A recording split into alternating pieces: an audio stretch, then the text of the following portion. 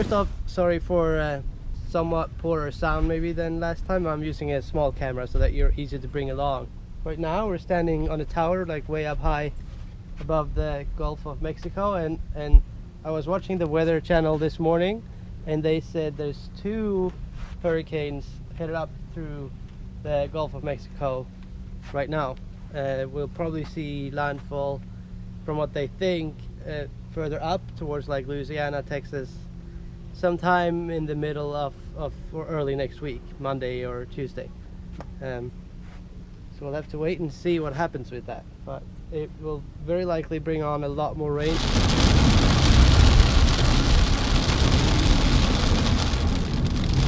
Hopefully we won't see any damage where we live. And yeah, they can cause some damage when they arrive here, because they can be quite severe. Like the most famous one in that I remember anyways hearing from living in Sweden at the time was Hurricane Katrina that hit New Orleans and really devastated that city. And then we got a really good scare the first summer after we bought our properties. There was a big hurricane named Irma that came by. Hurricane Irma was one of those huge ones, and we actually had to evacuate and drive up to Georgia, and all of our tenants had to evacuate. So it looked like it was going to get really bad, but the only thing that happened were a few branches and stuff falling down.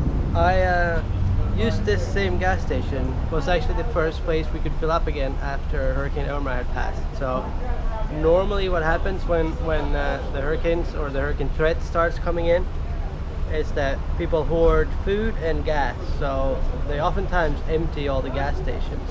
And I guess another part to contribute to that is that all the people drive out of state to be safe if it's looking real bad, and then they drive back again when the threat is over. So you get all these people like filling up their cars and gas tanks and everything to run their generators, emptying the gas stations. And you can go, so for Irma, it was the 3rd day after the storm was the first time we actually got access to some gas again, and it was on this very gas station that we're at right now. So that's interesting. Before that, there was another one called Hermine, I think. That did more damage to our properties. It flooded a big part of the area. It didn't go in any of our houses, but I'll show you when we walk around the properties later what it looks like. But that was quite sketchy too. I'll actually show you a little bit more on our property what our concerns are, where they're located. Here we are at some of our more coastal rental properties, and it's not raining right now, but as you can see, we have been getting quite a lot of rain previously. So it's filling up here, and right now we're not doing that bad. At the worst times we've actually had water filling up all the way to those big pines over there just before the house, and that gets a little scary. But as of right now we're not doing too bad. We got a little bit more water here filling up all the way down, and some more water here. This house is we actually added, so there's 2 layers of blocks the bottom. So yeah, a bit of water, not too bad yet, and I think we'll be fine. And it seems like these hurricanes are going another way, so we're good. But the danger we have is if we get a lot of rain, it fills up this area here and it doesn't have anywhere to go, and even if it does overflow the road, like we're almost on the same level as the ocean, the Mexican Gulf just down here. So if a hurricane comes and pushes a lot of water in on the coast, this rainwater doesn't have enough slope to like fall out into the ocean, but it gets held up in here and it builds up and goes towards the houses. Our houses are like, most of those rentals are 50 years old. We have some in the neighborhoods, like inland a bit, they're safe, but these on the coast are about 50 to 60 years old. And the only time I knew there were big problems was during, I think it was called the No Name storm, and it hit 1993, I think. And from what I heard, there was water in most of the houses at that time. But since then, it's been calmer. Knock on wood. So those properties out there by the coast, since they're so low on the ground and on elevation and close to the Gulf, they're really expensive if you want to insure them against hurricanes and storms. So we would pay the houses off like every few years and just insurance premium for that. So therefore we decided to not take any insurance on them. The reason we dared to go uninsured on them is, like I said, they're 60 years old. The houses are 60 years old, and most of them had their original wood subfloor and floor still intact. And if there would have been water in those houses several times and over longer periods of time, that wood would never last 60 years. But there's definitely a risk with being close to the coast like that when you got severe weather like you can get here in Florida or along the US coast to Gulf of Mexico, or even up the coast. The Atlantic coast can get hit pretty hard with some of the hurricanes. And as far as what I've been told is that the hurricanes usually start over in Africa, where the hot desert air from Sahara comes down into the Atlantic Ocean and meets that humid air. It sets off a storm, and then that storm wanders along the equator over, then it goes through the Caribbean, and then they tend to go up either into the Gulf of Mexico or follow the Atlantic coast. 60-mile-per-hour winds still, just very close to the center of that storm. There are your tropical storm warnings, obviously Cuba, Cayman Islands, and then actually the warnings extend as far north as the southern tip of Florida. And these ones right now going past don't seem like they're going to make landfall in Florida, which is very good, but they might hug the coast going up.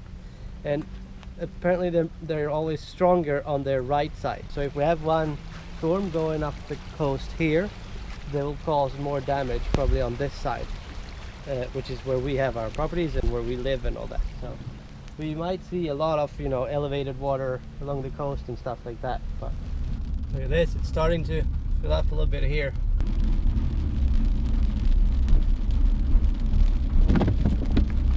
One of those things that you get when the hurricanes are headed in. The county usually provides sandbags and sand in a few locations around the county, so you can always go get sand and sandbags like that and fill up and like start putting around your doors or wherever you need to avoid it going in the house. Tornadoes is another thing that might be caused in the turmoil of hurricanes. Since we are out and about, I just wanted to show you a few things to look out for when you're buying properties in areas where flooding isn't uncommon. So this house was for sale for $80 and it's been abandoned for a while. It's pretty rough, but it's surrounded by water and like $1 million mansions. Surprisingly, this lot value doesn't have much to it either, I'm afraid, because you're not allowed to raise it. And if you look, it sits low. Like anywhere you look around, you're like really low in elevation, so all the water congregates here and they're not allowing you to fill it up, so you'll have to build the house up a lot, and that's really expensive. But what I wanted to show you is stuff like this. So if it rains here and the water pushes up, he gets so much water that he's had to, look at this, he foamed his door all the way up here to avoid water going in the house. So like that's a big red flag. When we had a showing here, we looked at it inside, and you could see on the drywall and stuff how like all of it was rotten in the bottom, and then you saw like watermarks, like where it had sucked water, like, you know, up to my waist almost in inside the house. So this little top tip is to look out for that sort of stuff. So make sure you look at the drywall and a little bit around and behind to make sure it's not full of watermarks from standing water in the house. I'm not sure that was too much of a red thread throughout this video, but if you invest in areas where hurricanes are common, it's good to remember that you can either go well insured to protect yourself or roll the dice and go uninsured. It's important to remember that if you want to insure the property, you need to make sure it's in a location where you don't have to overpay for that insurance, and it's also rather common that houses need to meet certain criteria to not be ridiculously expensive to insure. And with that, you can probably find, you know, an investment and have it protected, and that way you'll be safe and still fine. If you decide to buy something more coastal that's expensive to insure and roll the dice like we did on some of our houses, make sure to do your due diligence and check the houses before, like the one we just had a look at, to make sure they haven't been, you know, full of water several times or flooded, you know, every year just because there's heavy rains and stuff. Another good way to find out how they're doing against rain and flooding is to ask neighbors who's lived in the area for a while to see what they have to say about it. And then I guess it's up to you. And with that, thank you for watching. Talk soon.